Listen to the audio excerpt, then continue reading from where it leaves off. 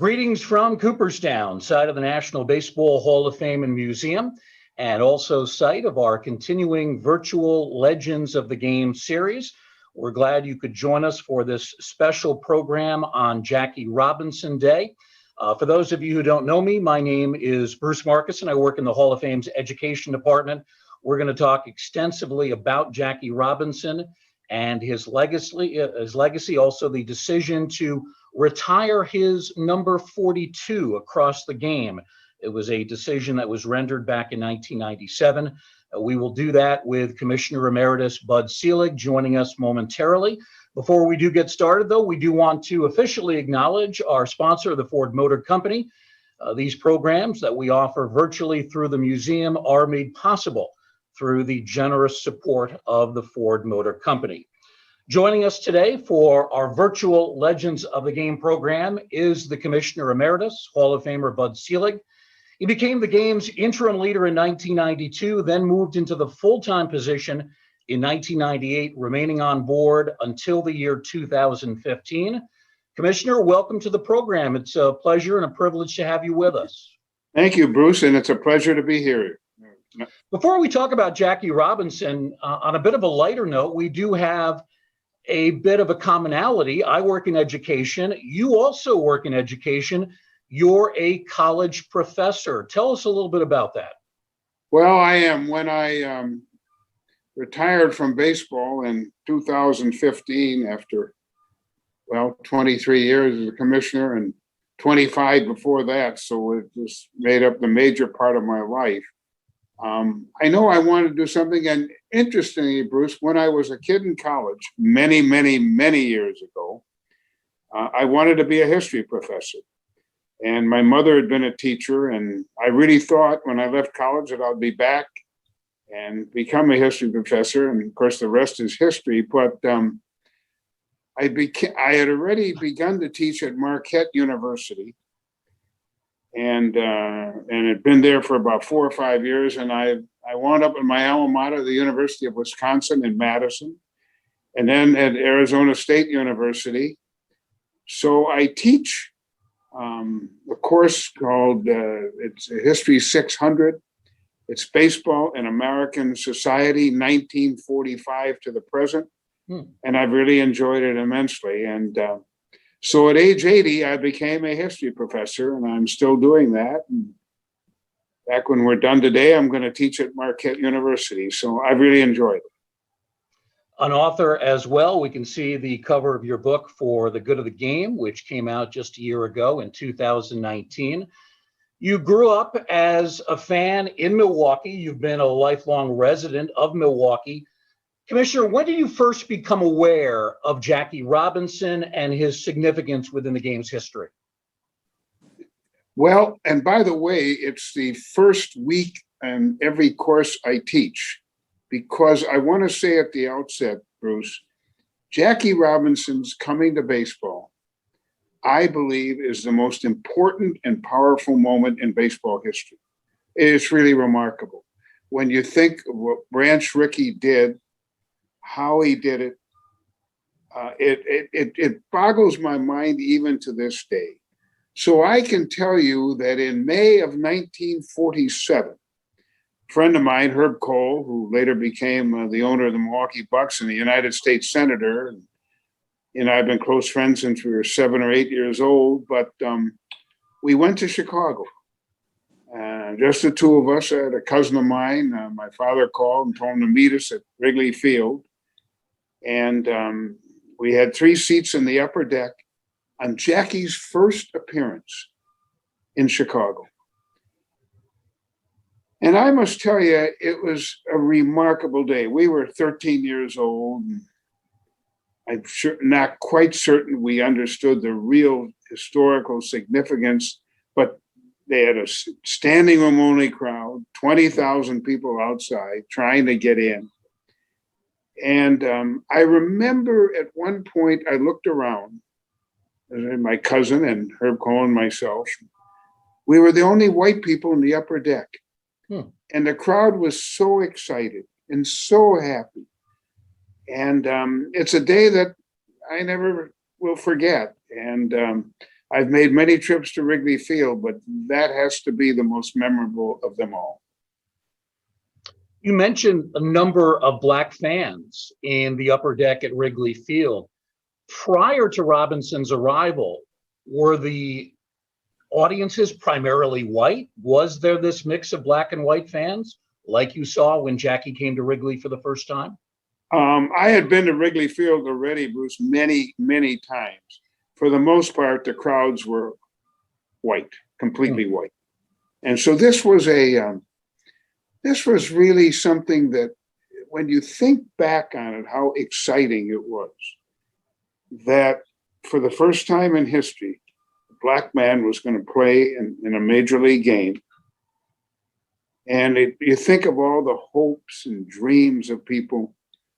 And I know that's true. Henry Aaron has told me many times how when the Dodgers came to Mobile to play exhibition games, they ran just to see Jackie. And you can understand that. So it's certainly an association that goes back to your early days as a baseball fan back in the late 1940s.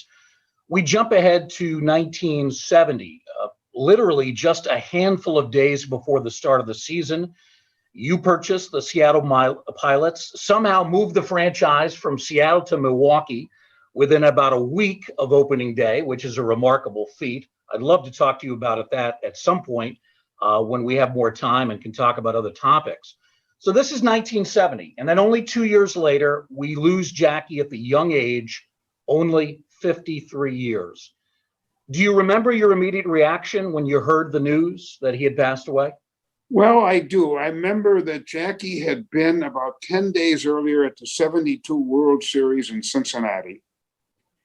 And made a very, very famous quote that said, "Someday," as he pointed to the Cincinnati dugout, "I hope to see a Black man in that dugout managing." And it's a quote that I never forgot. He tragically died about 10 days later, as I said, but you couldn't, when you look back on all of this, you're really stunned. And if I can engage in a little history, Bruce, you think of what Branch Rickey did. He brought Robinson, he signed him in 1945 to a Montreal contract, which turned out to be a stroke of genius. And so he signed him 3.5 years before Harry Truman desegregated the United States Army, 7 years before Brown versus Board of Education, and 18 years before the Civil Rights Movement. And there's no question in my mind that Jackie Robinson and Branch Rickey are two of the most important people in the 20th century in America. Their impact was just absolutely enormous. There was only a 2-year window between the time that you became the owner and Jackie passed away. Was there ever a chance for you to meet him or at least get close to him in any kind of a baseball setting? I only wish I had. His daughter Sharon worked for me and for baseball for 20 some years while I was there, almost 25. And I've had the privilege, and I mean it in the truest sense of the word, of getting to know Rachel Robinson very well. Have had a lot of conversations with Rachel on this subject in 1947, 48. I've gone back, having this great love for history. I'm fascinated by the whole Robinson story. And so I'm sorry to say that I've never met him. I have met David, their brother, and Sharon and Rachel. So I'm privileged to know the family quite well. I think it took some courage for Jackie to be at that World Series game, to throw out the first pitch and make those comments. His health was not good. He had essentially lost sight in both eyes. It was a bit of a struggle, I'm sure, for him to go to the ballpark, to have this commotion around him, yet he felt it was important to be there. Well, that was Jackie. He really, the more you look at his whole life career, I now understand why Branch Rickey picked him.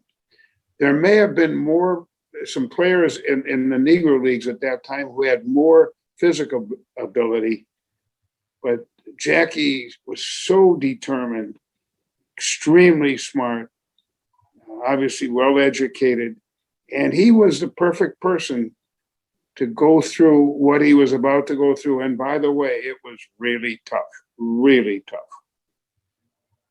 There are a lot of people who think, not necessarily medical people, but maybe just people applying common sense, that it wasn't only the diabetes that took him at such a young age, but it was that stress of being the first man to break the color barrier, the bigotry that he faced, the pressure that he faced to do well and to open the door for other Black players. And it all may have been a factor in us losing him at the young age. He did face enormous bigotry in various cities from people. It's amazing in a way that he made it through. And I've talked to Rachel a lot about 1947 and 1948. And I can assure you that, and she was a huge help. And he understood, amongst many things, that the continuation of the African American in Major League Baseball was dependent on him. He couldn't fail. That is a tremendous burden, Bruce. Yeah. Let's talk about 1997. It's the 50th anniversary of Jackie Robinson's debut with the Dodgers. It also, by chance, is 25 years after his passing. The decision comes to retire his number across baseball. It had already been retired by the Dodger franchise. The story that I've always read, Commissioner, is that this idea originated with National League President Leonard Coleman. Is that the case? It is the case. Len was the president of the National League, and I'll tell you what happened is we knew we wanted to honor Jackie in a very significant way. It was the 50th anniversary. And how do you do that? And, you know, the idea of retiring numbers had been around, that people wanted to retire Babe Ruth's number, Lou Gehrig's number. But you can't do that unless the person has made an amazing contribution. Not that those people hadn't, they had. Uh-huh. But I've already described this as the most important and powerful moment in baseball history. And I give Len Coleman a lot of credit. Len and I worked together. We finally agreed, let's retire his number in perpetuity to honor what had gone on, what Ricky had done, what Jackie went through, and the amazing contributions that the Jackie Robinson Foundation was making. And so it was at Shea Stadium, April 15th, 1997, that President Clinton, Rachel Robinson, and myself were there. And I remember the great feeling that I had that night in announcing it. I had told the clubs the day before that we were going to do this because I felt it's so important that we honor Jack in a way that not only commemorated what he had done, but so that future generations of players would understand how important it was. So every ballpark I went into, Bruce, and UC 42, along with some of the local numbers there, has given me an enormous amount of satisfaction. I love the photograph that we have here from that night at Shea Stadium. Must have been a cold night because you had the long jacket on. Yes, I did. Yes, yeah. It was a cold night. It was that. On the left, we have President Clinton. People may be wondering why he had the walking devices. I believe he had just had knee surgery. I think that's right. And my memory is right. I think he had just had knee surgery. And then you have Rachel Robinson, Jackie's widow, in the middle. What are you thinking about as you listen to Rachel talk about her husband and talk about the impact of retiring this number across the game. Well, I had a lot of conversations with Rachel about the history. I was fascinated by it. I had read everything and continue to read everything about it. And she gave me her recollections. I remember one noon we had lunch together at a hotel in New York, and that was just a conversation. And I must say, in my opinion, she is a great lady, great person. And her contributions then and now are remarkable, just remarkable. And of course, Sharon was already working for us, her daughter. So that was a great night. It was a night that I don't think I appreciated, Bruce, that night, how important this was until years later when I watched people's reaction. And that's what was so really good.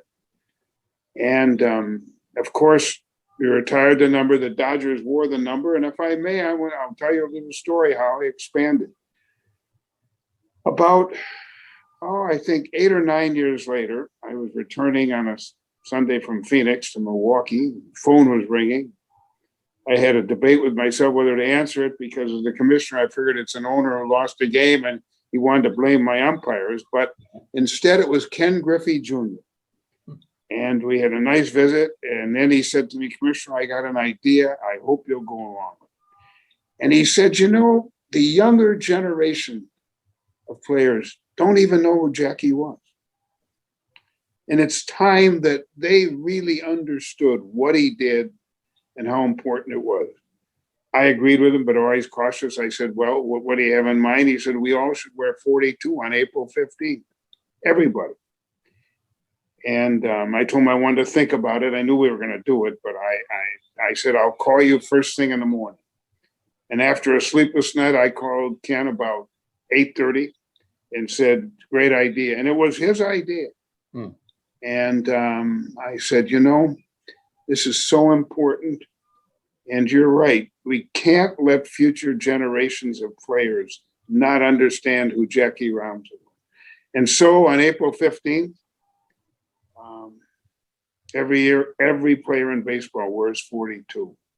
And I'm proud of that and proud that Ken Griffey played the role that he played. And up until Griffey's idea, it was only the Dodger players who would wear That's 42 that day. That's correct. That is exactly right. After you make this announcement in 1997, what's the immediate reaction that you get in baseball from players, managers, other front office people? Was it pretty much unanimous that this was a good idea? Did anybody say, hey, maybe it's going a little too far to do the game? What was the reaction? I received little criticism, which is unusual for commissioners, and yes, there are some people who said, well, but don't you think if you did this, you ought to do Babe Ruth or Lou Gehrig? And when I talked about the sociological influence of all this and everything that had gone on, it was really well received. I'm very, very proud, very well received. I would imagine the players themselves were maybe the most positive in reacting to this. They were very positive. I had already gotten to know Frank Robinson well, and of course, Henry Aaron and I have been friends for a long time.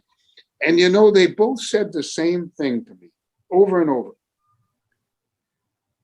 If it wasn't for Jackie, we wouldn't be here. Jackie meant everything. And they were right.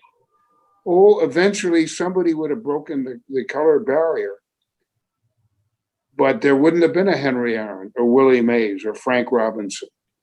It may have taken, who knows, 10 years, 20 years, 30 years. And that's why the story has so much significance, because of what it created and what it did for the game.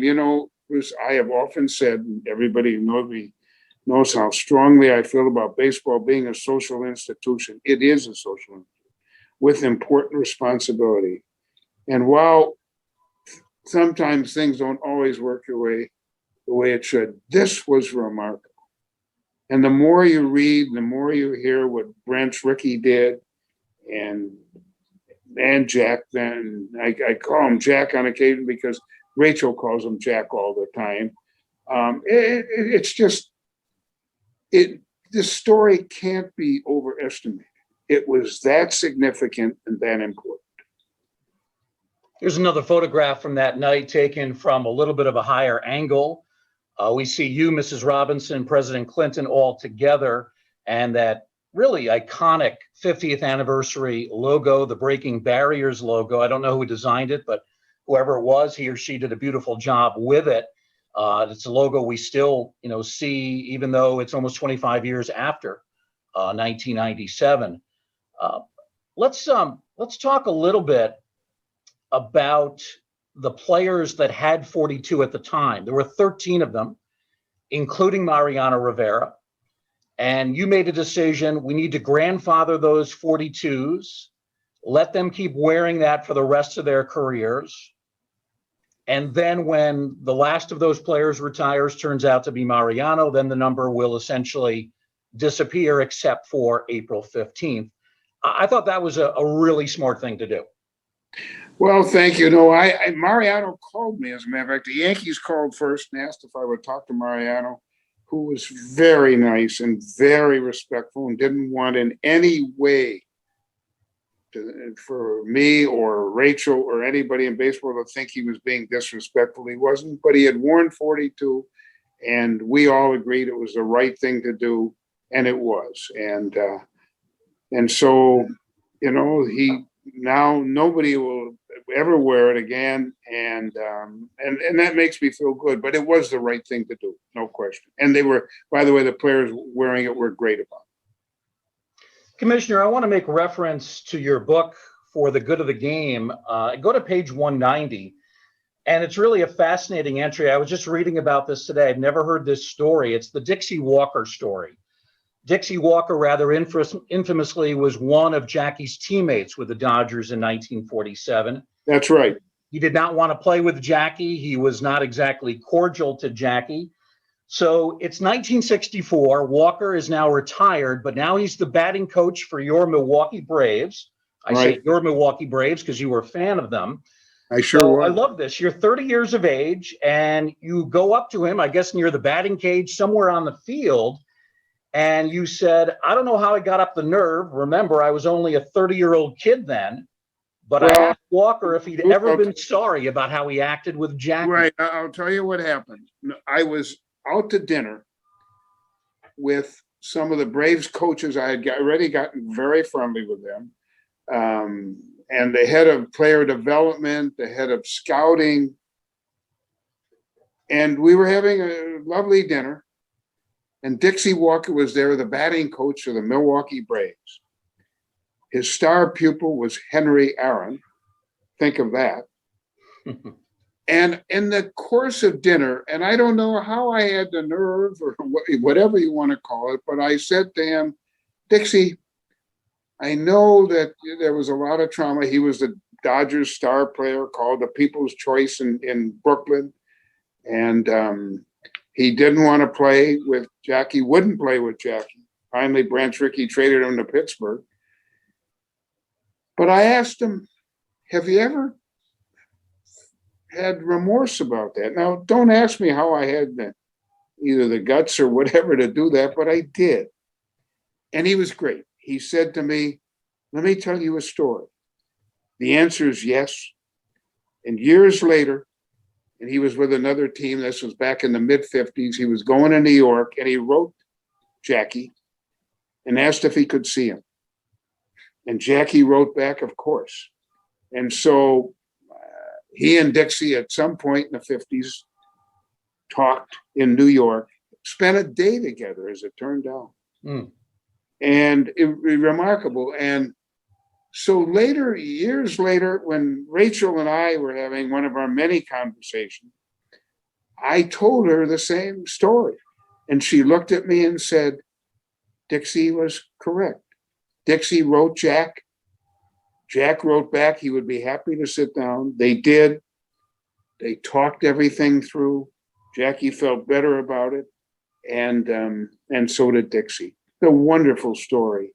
And, Dixie explained himself. He said, look, I'm from Birmingham. We had a business there. I've never had anything to do with blacks and their total segregation.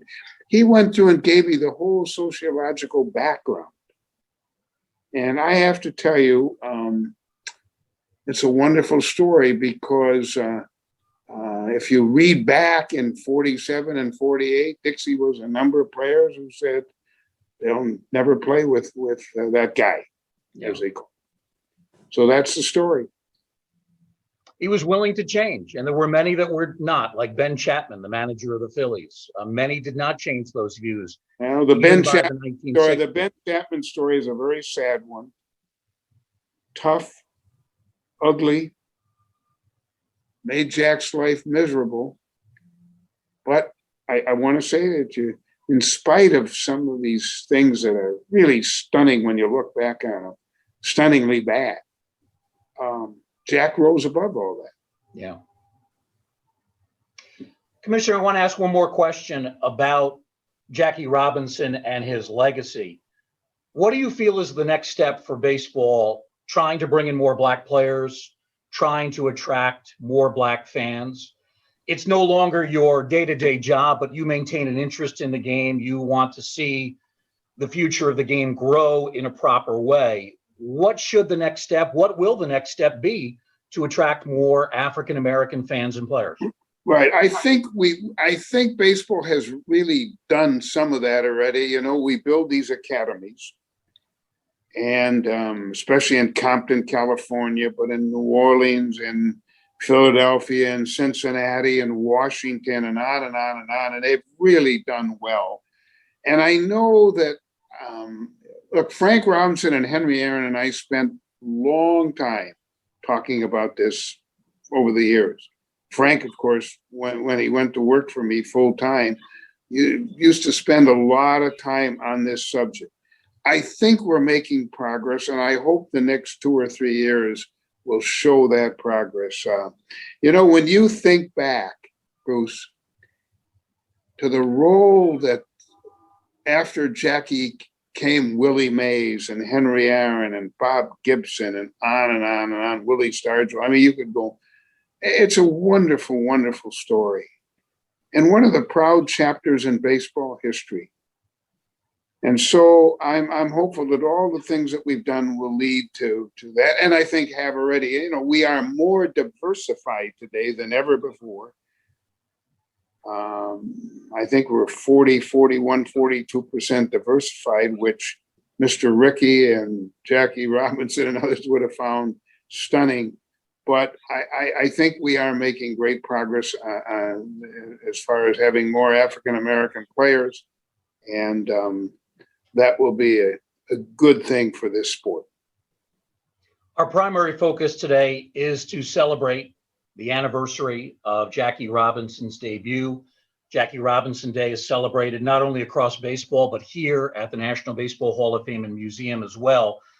But we do have a couple of moments, and I wanted to ask about another iconic figure. We recently lost someone you knew extremely well, the great Henry Aaron. He passed away January 22nd of this year. And this was someone that you didn't just get to know when you became the owner of the Brewers in 1970. You knew him, I guess, going back to the 1950s. Tell us about that. Well, we met in 1958. Henry and I were both young, 23, going on 24. We've often kidded about it. And we became close friends. We used to go to Green Bay Packer games together on Sundays, and have lunch together. And then, of course, in 1966, for the 66 season, the Braves departed for Atlanta. And we remained friends, but it was difficult.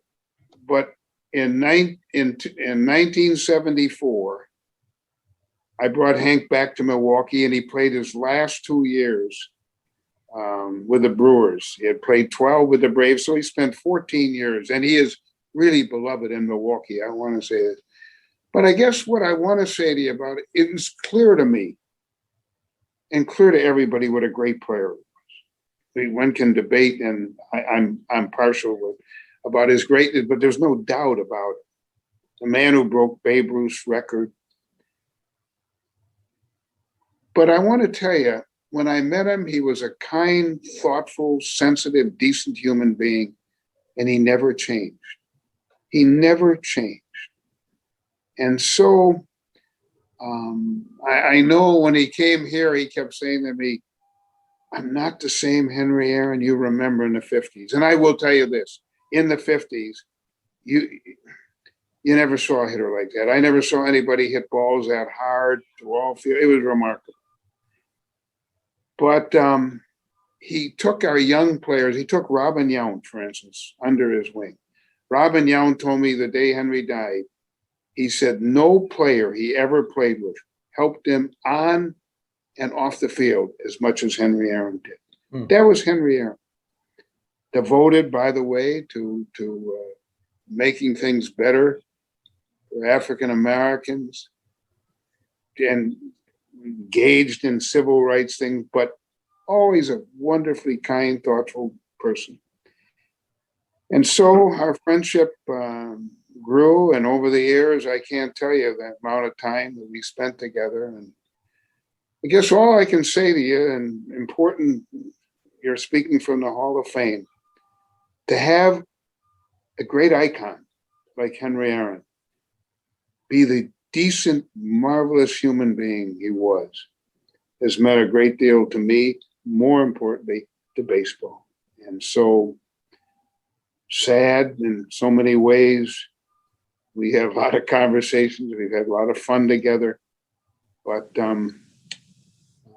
he was great. But, you know, he often said to me, to tie the things together, if it wasn't for Jackie, I wouldn't be here. Willie Mays would say the same thing. Bob Gibson would say the same thing, and on and on and on. So I guess I could leave you with a line that Henry wrote in the cover of my book and said to me, and this is the kind of person he was. I had him come to Washington with 5 other players, all in the Hall of Fame, I may add, when John McCain called a steroid hearing. And I had listened to the players that Sunday night in Cooperstown about the steroid situation. And Bruce, I said, I got to bring these guys. Sure enough, the next morning, I got back to Milwaukee, John McCain called. And I asked if I could bring in players. And he said, who? And I started with Henry Aaron. Well, he didn't want to hear anything else. That was enough for him. But they came. And the night before, we had a great dinner. Players did brilliantly. Phil Necro and Lou Brock and Robin Roberts, Ryan Sandberg. It was just tremendous. And Henry said to me, Bud, we've eaten so much. Let's walk back. And so we did. Security people weren't altogether happy about it. We did. We had the nicest thing. And we got to a corner, and I'll never forget it. We stopped, and he said to me, who could ever believe this? 1958, 2 guys meet.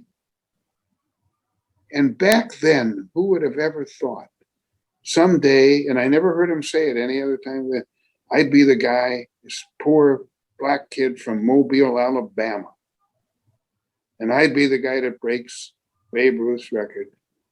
And you, a Jewish kid from Milwaukee, would become the commissioner of baseball. And we just looked at each other and kept walking. One quick follow-up on this wonderful photo. I don't know if you remember it. It was a number of years ago. You seem to be having a good time. Hank Aaron seems to be having even a better time. Yeah, we did. Over the years, we knew a lot of people, had a lot of fun, joked about a lot of things. And that picture is reflective of our relationship. He was fun to be around. Look, the week before, he had called a couple of times. One time he called, and I was at lunch in Phoenix. In fact, Tony La Russa was there that day, so I answered, "Hi, Henry, how are you?" And I walked away, and we talked about, what are you eating for lunch? He wanted to know what I was eating for lunch. And we joked about and talked and said, well, we'll talk Monday. You take care of yourself. And he said, well, enjoy your hot dog. And I said, I will. And he was, I don't know how else to say that, Bruce. He's just one of the best human beings you could ever meet. Commissioner, we really appreciate your thoughts, not only on Hank Aaron, but also on Jackie Robinson on this Jackie Robinson Day 2021. Commissioner Emeritus Bud Selig, thank you very much for joining us here, Virtual Legends of the Game. We do appreciate it. It's been a pleasure, and believe me, this is a subject near and dear to my heart. Thank you very much. Thank you, sir. We really appreciate your time. Commissioner Bud Selig, Commissioner of Baseball from 1992 until 2018, a close friend to the great Henry Aaron, and someone who knows so well about the legacy as well of Jackie Robinson. We hope you've enjoyed our Virtual Legends of the Game program brought to you by the Ford Motor Company. Thanks for being with us, everybody. Have a great day.